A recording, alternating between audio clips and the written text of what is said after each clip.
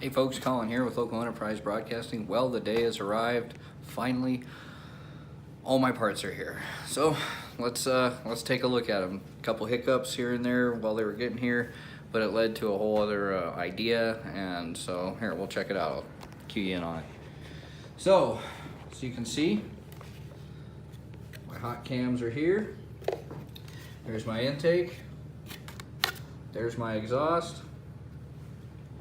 Got myself a new gasket set, a complete shim kit for when this thing breaks in, and these cams obviously are going to be a different profile than the factory ones, so I didn't know, rather than just doing a bunch of math, this and that, fuck it.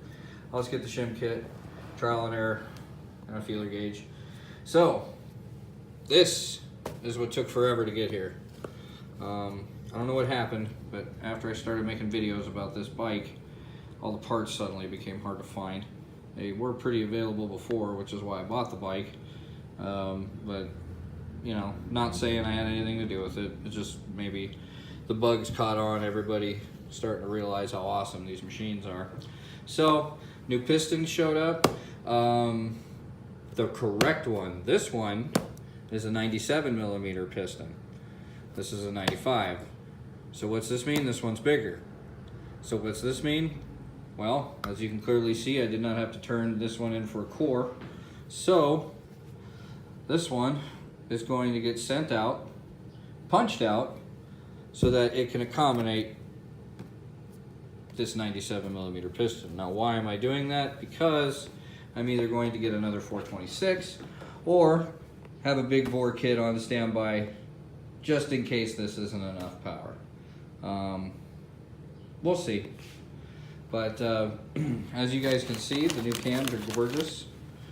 This one I haven't pulled out of the package. The reason why is because I wanted to demonstrate the mechanism, the auto decompression mechanism on the exhaust cam here. That's why this one's out of the bag and that one's not.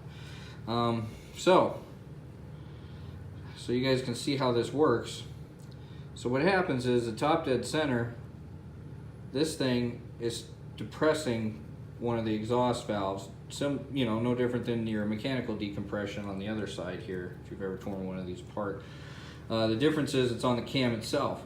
Now, that's just to ease it through, and then obviously once you get into the compression cycle, towards the end of it, you wail on it, and it should start. So, how this works, as you can clearly see, you can't push it in.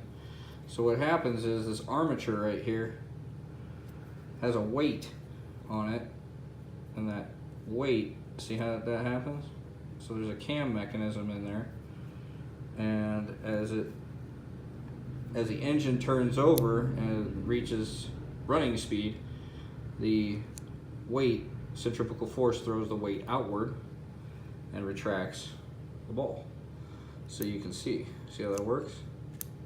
So when the motor's running, the valve can close and lay flat completely on the bottom of the cam here. And then as the lobe comes around, it just depresses it, functions like a normal cam. Pretty ingenious little mechanism. Honestly, if I say so myself, it's just idiot proof. There's not a lot about it that can go wrong that I can see, which is why I'm assuming that's why they use them still to this day on all the new bikes, which, you know, they would need it anyways for the electric start. The electric start just can't crank these things over without a decompressor on there. So that's how an auto decompression mechanism works. If in case you 426 guys were ever wondering if you want to swap one out for a cam that does it.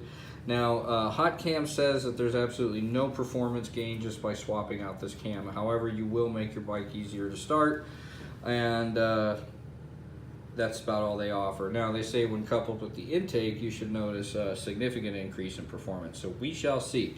But other than that, there's really not much else to report. On the weekend, I'm gonna clean out the garage, organize all my tools, fire up the time lapse, get it back together, and we will see if these new cams do anything.